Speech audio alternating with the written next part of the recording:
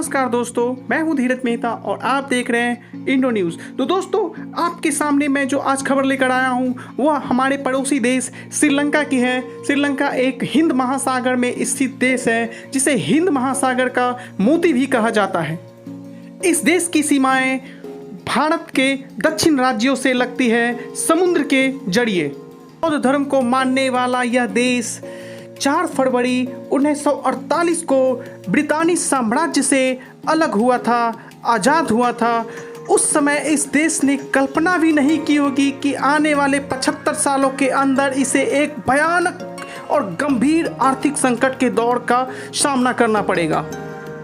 2020 के अंत तक $80 बिलियन अर्थव्यवस्था वाला यह देश श्रीलंका सरकार की गलत पॉलिसीज की वजह से आज कंगाली के उस मुहाने पे आके खड़ी हो चुकी है, जहां पर श्रीलंका सरकार के पास अपने देश के नागरिकों को बुनियादी जरूरत की जो सामान होती है उसको भी खरीदने के लिए पैसे नहीं बचे हैं।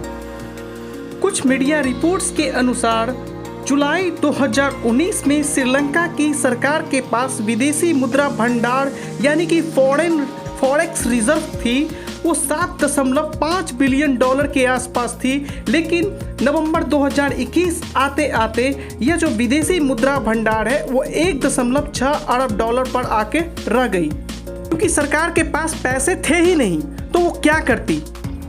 जिस कारण श्रीलंका में हालात ऐसे पैदा हो गए कि खाद्य महंगाई दर जो है वो बढ़कर 30% तक जा पहुंची, जिसके कारण श्रीलंका के लोगों के पास खाने पीने तक के लिए पैसे नहीं बचे। फलस्वरूप श्रीलंका की जनता सड़कों पर हिंसक प्रदर्शन करने के लिए तैयार हो उठी।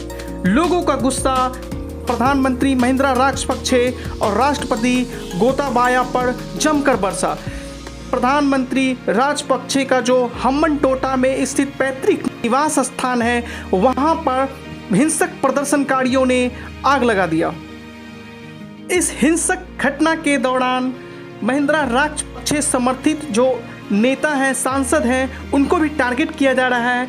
बताया जा रहा है कि एक सांसद की भी इस हिंसक प्रदर्शन में मौत हो चुकी है और 5 से ज़्यादा लोग के मारे जाने की घटना बताई जा रही है और 150 से ज़्यादा लोग घायल बताए जा रहे हैं।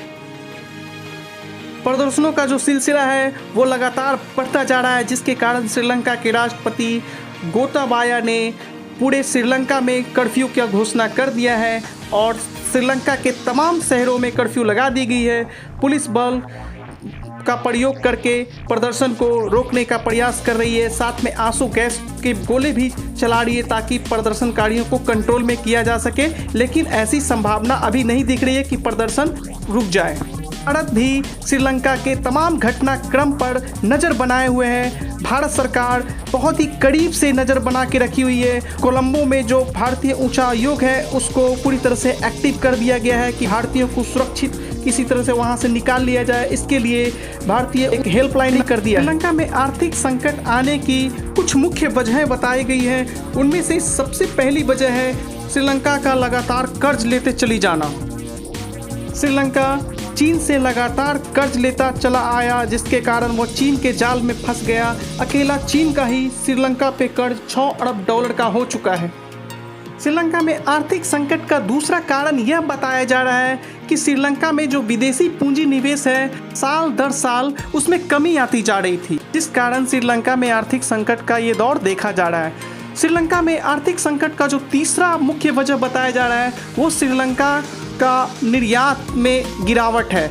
2019 में जो कोविड-19 का पैंडेमिक आया था उसने श्रीलंका की कमर तोड़ कर रख दी थी, क्योंकि श्रीलंका का जो निर्यातक देशों में शामिल देश है वो है चीन और यूरोपियन संघ। यहाँ पे श्रीलंका अपनी वस्तुओं का ज़्यादा निर्यात करता है, लेकिन पैंडेमिक के दौरान इन देशों ने श्रीलंका से आने वाली वस्तुओं पर बैन लगा दिया, जिसके कारण श्रीलंका को जो डॉलर था वो प्राप्त नहीं हो पाया। श्रीलंका की जो अर्थव्यवस्था है उसमें मुख्य जो आधार स्तंभ है वो टूरिज्म सेक्टर को माना जाता है। श्रीलंका में 2019 ईस्वी में सीरियल बॉम्ब ब्लास्ट हुआ था कोलंबो में, जिसके कारण श्रीलंका के पर्यटन उद्योग पर काफ़ी असर पड़ा। जो श्रीलंका अरबों डॉलर अपने पर्यटन उद्योग से कमाता था वह पर्यटन उद्योग आज बंद होने की कगार पे आ चुका है, क्योंकि सीरियल बॉम्ब ब्लास्ट के कारण विदेशी जो पर्यटक थे वो श्रीलंका आने से हिचकने लगे, जिसके कारण पर्यटन से जो डॉलर मिलता था श्रीलंका को वो अब पूरी तरह से बंद हो गया, जिसके कारण श्रीलंका का जो विदेशी मुद्रा भंडार है उसमें डॉलर की लगातार कमी आती चली गई। भारत सरकार अपने स्तर पर श्रीलंका में जनजीवन को सामान्य बनाने की कोशिश कर रही है। इसी के मद्देनजर भारत सरकार ने श्रीलंका को 3 अरब डॉलर का कर्ज दिया था। तो दोस्तों वीडियो आपको कैसा लगा आप हमें कमेंट में बताएं। मिलेंगे अगले वीडियो में। जय हिंद।